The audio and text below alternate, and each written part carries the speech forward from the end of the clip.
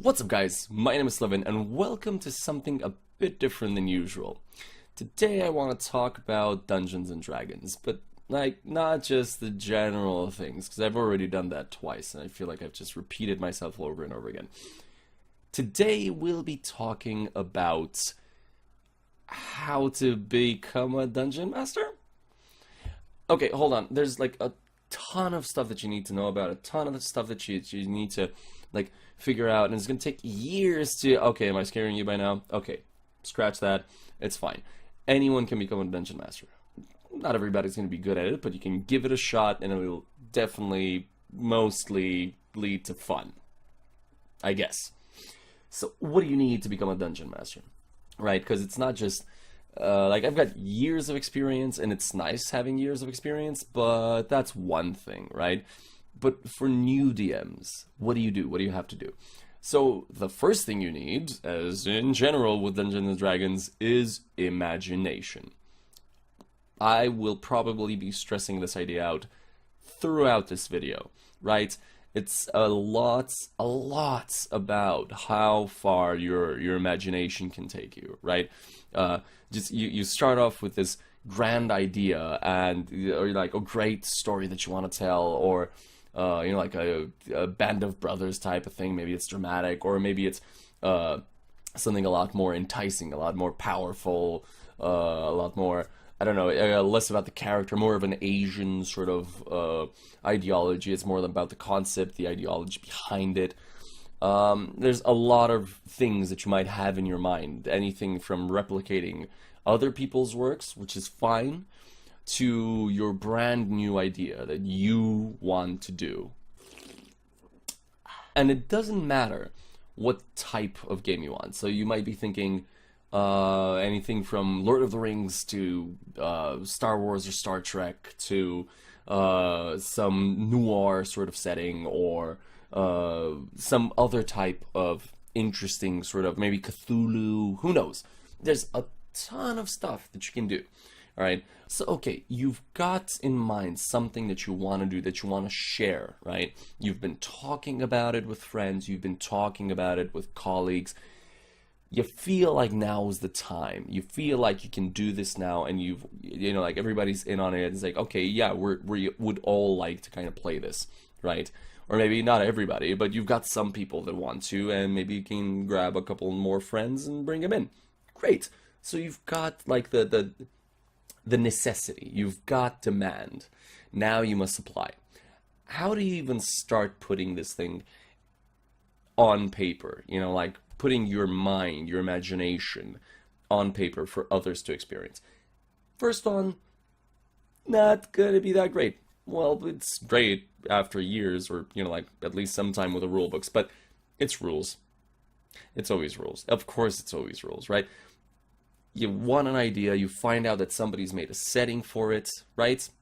There's a setting for Dungeons and Dragons general, there's specific Dungeons and Dragons books that you can use for like Lord of the Rings or whatever. There's Star Wars, Warhammer, Vampire the Masquerades, Cthulhu, again, you name it. There's a rule book for it in several systems, D20, D100, D6, doesn't matter. You can find rules. Now, these will either just from the get-go kind of ruin the idea, because you had this sort of great sort of, you build it up in your head, and it's like, this is what's gonna happen. It's gonna be very cinematic and stuff. And it turns out that, shit, it's a turn-based role-playing game, which is very slow, and there's so many rules. Just like trying to attack someone is, what is the, how do you mean you add this and that, and then you, oh, god damn it.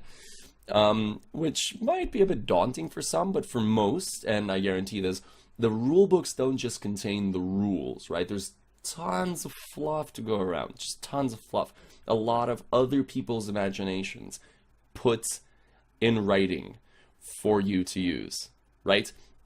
And that means that you can not only have an already built set of rules that you can work with. You're like, great, excellent, now I can already put my imagination on paper.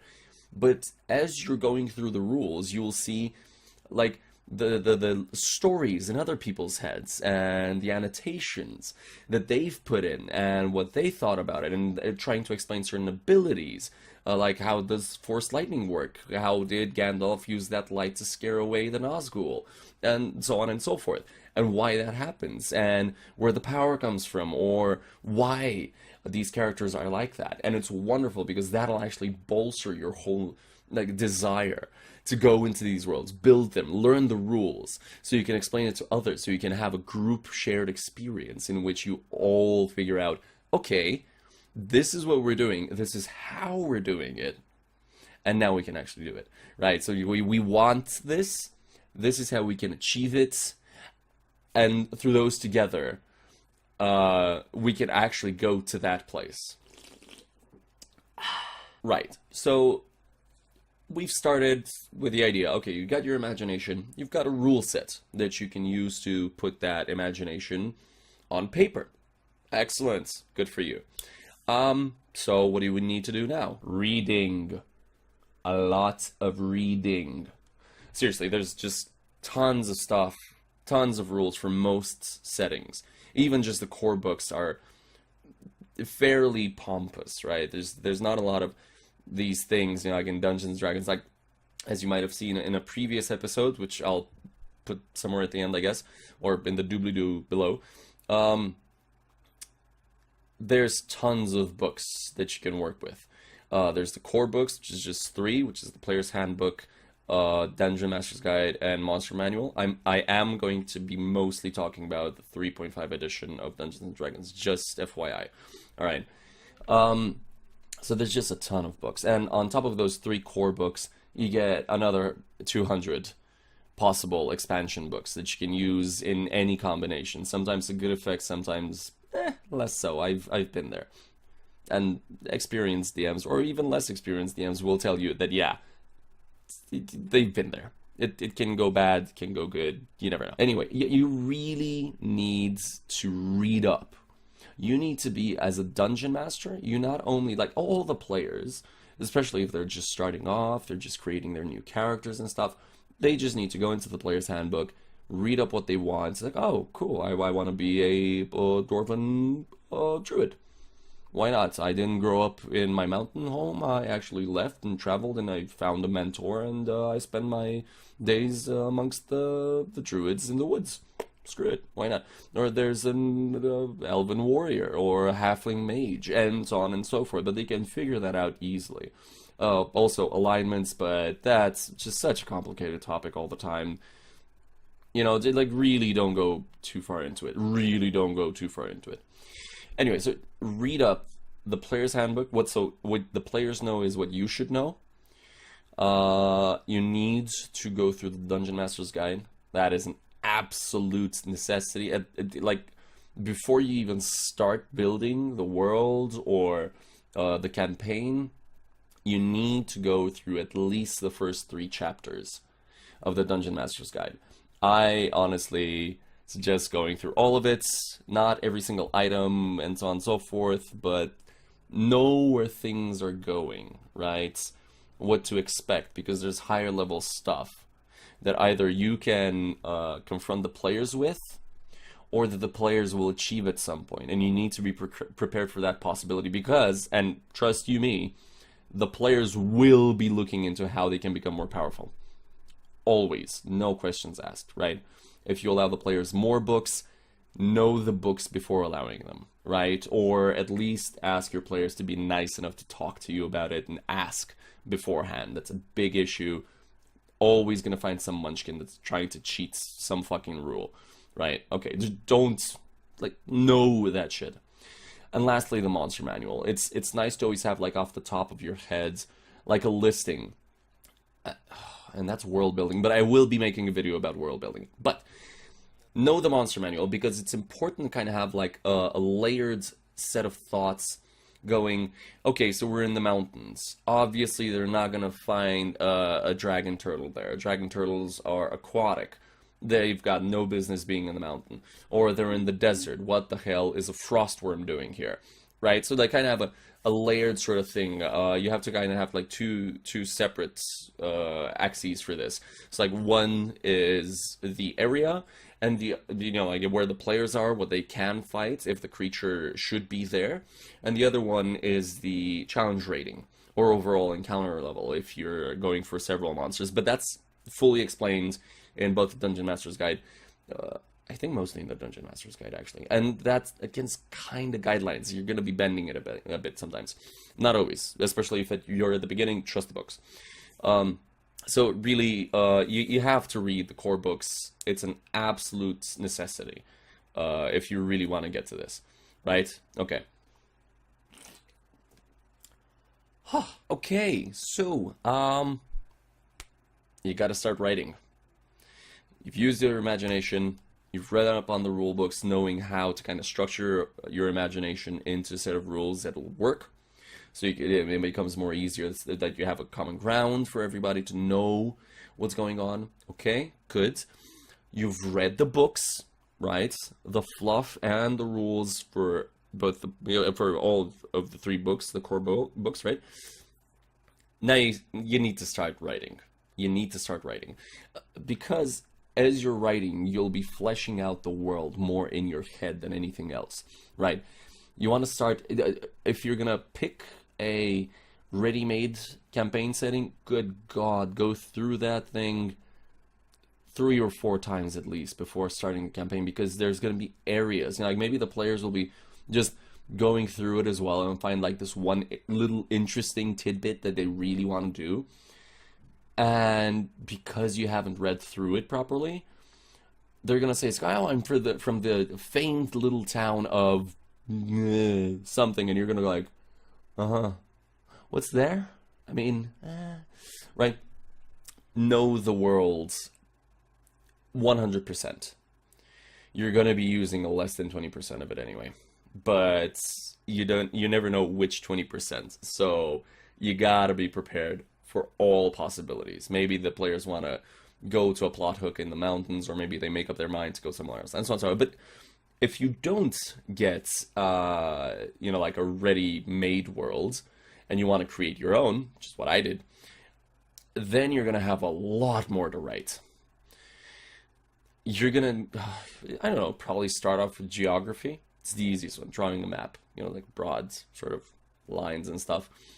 But then you realize, okay, well, this is the map of the world, and then here's the countries, and that's where elves are, and that's where humans are, and that's where dwarves are, and so on and so forth. Okay, good. And I wanted to sprinkle in this special little thing that I wanted to write about, like the cannibal halflings from the jungle, and I have that little bit of country as well. Excellent, great.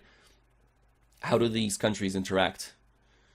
How do you talk about elves when they really hate the orcs, and the dwarves also hate the orcs, and the elves and the dwarves are allied? Or maybe in your worlds the orcs are subjugated and they're slaves to the elves, and the elves are the evil ones.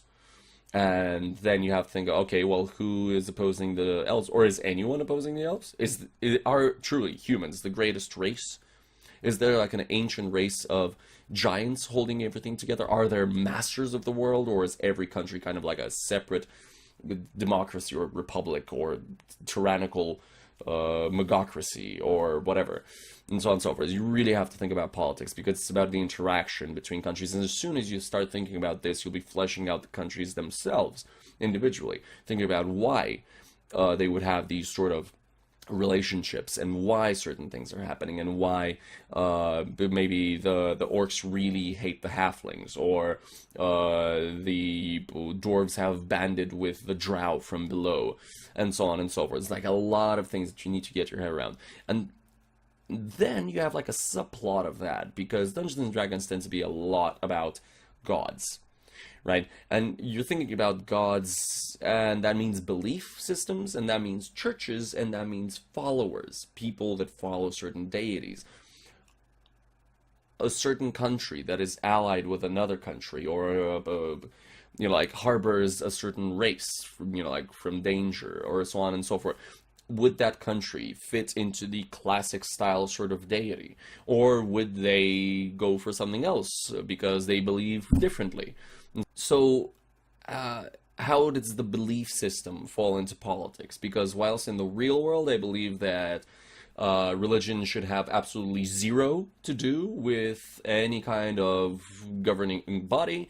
In D&D, it is absolutely inevitable, and hell, there's a good chance that there's a king that is empowered by the gods or whatever, or maybe I don't know, the second most powerful being in the country is the Hierophant of Hextor or something. It doesn't matter.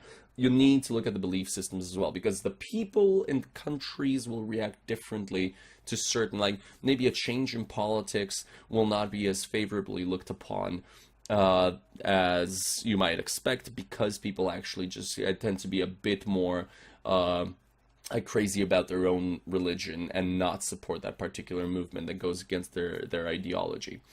And this, of course, brings on wars, because, like, much like in the real world, there's no wars without religion behind them. Rarely did we have wars that were not religiously linked in some way or another, right? If ever, like, you know, if you got one in mind, leave it downstairs. So, were there wars? Are the wars ongoing? Which countries are winning? Is there good side from the player's point of view? Is there bad sides? And so on and so forth. Is there racial bigotry in your world? That's like super important, because that ties into like several points. Maybe due to racial bigotry, you'll have constant wars on the orcs, or maybe there won't be any political relationships or economic trade, right, with the orcs, or does orcish belief have something to do specifically with killing, you know, like a specific, maybe killing the elves off or something? Like, it ties into a lot of things.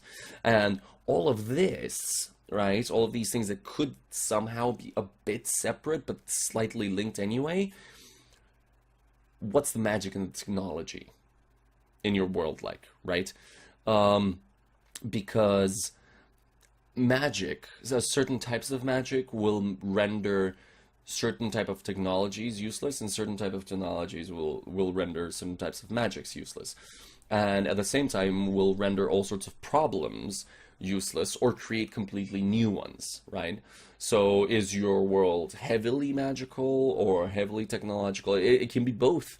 Not a problem. If you want an excellent example of that sort of thing, just check out the Eberron campaign setting. They did it beautifully, where technology and magic melds to create wondrous technological contraptions like the lightning rail, which is basically a train that runs on elementals. It's superb, right? Okay, so you've been through these things. Obviously, by now, thinking about all of these things, you must have also fleshed out the history of the world, of each country, of technological advances or magical advances, wars, and so on and so forth. You need to have history, because there's going to be people that are going, there's going to be players that are going to want to know why certain things are happening, or maybe through their quest, maybe through an ancient war, or because of a belief, or because of God knows what else, right? That has something to do with the world. A world, like 1,000 years ago, something happened that somehow impacts your current adventure. So you need to know your world history. And, like, it's your world and it's your history, you know, directly.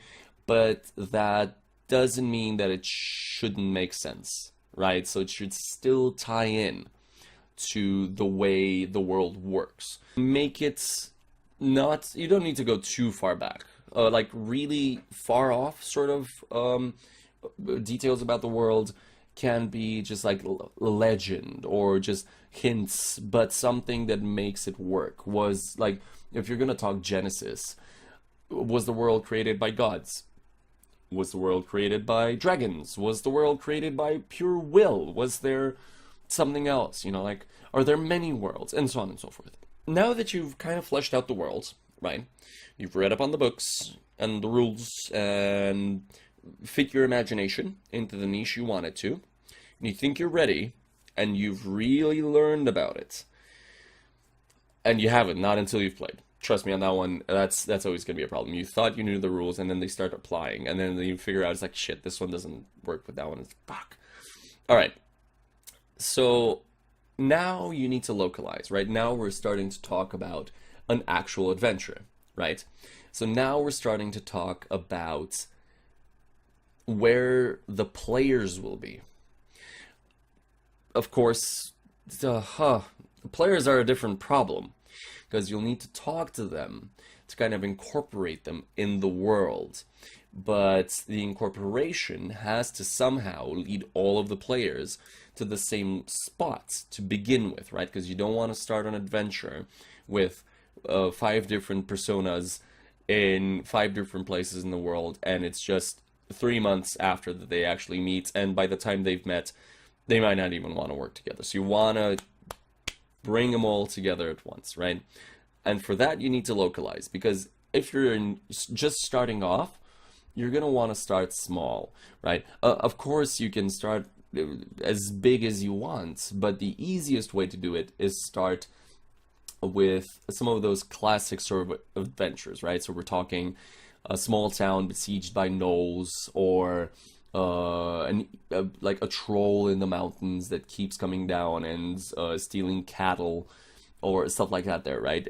And you need to really flesh out the starting area, because the players are going to be spending their formative levels there, where they get to know each other, react to different situations, get to find out what they can do, figure out how the party works. They're going to be spending a lot of time around that area.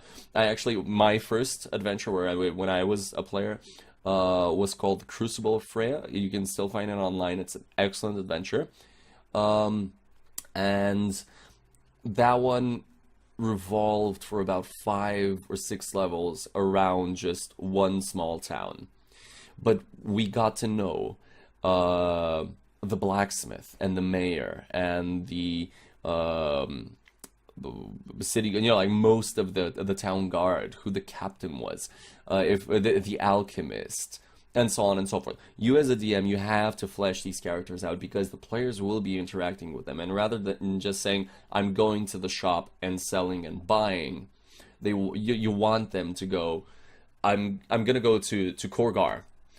He fixed my blade last time, so I really want to ask if he can also forge like a dagger for me. And while he's at it, I know that my archer friend needs new arrows, so I'm gonna go talk to him. And as I promised him, I did bring him wolf skins. There, right? And it's all about incorporating different aspects of what you would usually find in, say, a video game, where a good video game will make you remember NPCs because of who they are. And I mean NPCs not just like people you have in the party with. I mean NPCs like Rybald Barterman, if anybody's played Baldur's Gate 2, who is memorable via the fact that he is who he is. And he is the first real merchant that you meet in Baldur's Gate 2, and he is so charismatic and open and so on and so forth. And it's that sort of build that you want. At the same time, you have to think about the general layout of the localized community. Is it like a small, very pious community? Is it a farming village? Is it an underground dwarven mine with a small sort of economy going on around it? And so on and so forth. And you need to flesh out what can and can't be found. What's more likely to happen rather than not? Are the people there trained? Do they have a mayor or just a sheriff? And so on and so forth, right? Okay, what's next? NPCs. Really got to flesh them out. As I said, the town itself can be quaint and nice and so on and so forth, but it's the people in it that make it very, like, lively. What gives it its personality, what the players will be reacting to and discussing with. So you really need to flesh out the main NPCs of the town that you're going to create, or whatever you're going to create for the players to start in. A city is a bit more difficult because that can have several power centers. You, again, read up the what did I say? Read the Dungeon Master's Guide. All right, good. One very important point that I have to make: do not make use Ex Machina NPCs. I had this one shitty idea when I was at the beginning. I created a character called Lanet, and if the party got too rich, he would steal from them. If they were about to die, he would save them, and so on and so forth. Do not use Ex Machina ever. It never leads to play. Like, some players would rather just straight up die than be saved by the DM, because that loses all purpose, right? You lose the idea of why this is happening. And speaking of why, there's going to be character building, right? You need to know the player characters. You need to know like both the players and their alter egos, who they are, what they can do, why they are doing it. Backstory is super important, because that's so much then it's so much easier to like put a certain character into the world when you know it's not just Dris de Orden copy number 7, but this is actually a drow that has been, you know, like was born on the surface. And he doesn't actually have light blindness, but he's also lost some other ability, right? So he doesn't have dark vision anymore, he has low light vision.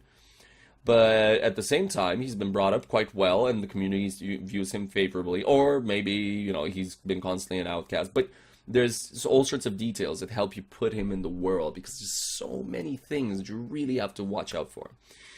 And then there's the story. Why is everything happening? What is the story? How are you going to drive the players into the world? Why are they hooked on it? And so on and so forth. But I think I'll be making a separate video just on how to create a story. Oh yeah, one more thing you have to remember. Have fun. Okay? Don't dick around. Don't get angry at people. Don't, as a DM, put yourself above the players. It's a group game. Everybody's here to have fun, to experience this universe, and you're the one that is happy to spend extra time to create this world, and the players are happy to spend time in it. So don't forget to have fun, don't demean your players, and don't let them run loose either. That's something that difficult to discuss, but I'll probably be making a short video on that as well. So that's about it for now. I hope you guys enjoyed. And leave some comments down below on what your experiences were as DMs.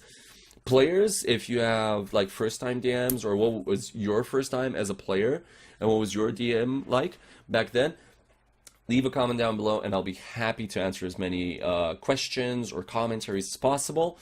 And until then, Slevin out. Cheers.